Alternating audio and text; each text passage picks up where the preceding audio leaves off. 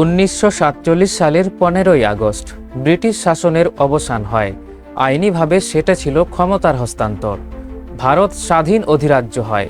পূর্ণ প্রজাতন্ত্র হয় 1950-এর 26শে জানুয়ারি।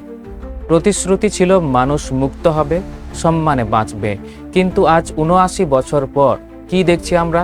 দেশের বিভিন্ন প্রান্তে অরাজকতা, নেতারা ও তাদের ঘনিষ্ঠরা দাদাগিরি করছেন, ক্ষমতার অপব্যবহার হচ্ছে, নারী নির্যাতনের খবর থামছে না।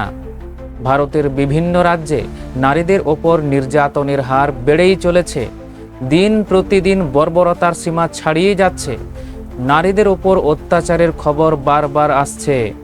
পুলিশ স্টেশনে নারী আত্মহত্যার চেষ্টা করছেন ন্যায় না পেয়ে।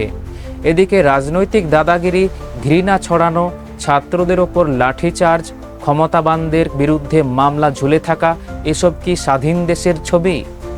যখন সাধারণ মানুষ ভয়ে ঘর থেকে বেরোয়, যখন মেয়েরা রাতে রাস্তায় হাঁটতে ভয় পায়, যখন ক্ষমতাবানদের ছায়ায় অন্যায় বেড়ে ওঠে, তখন কি আমরা সত্যিই স্বাধীন?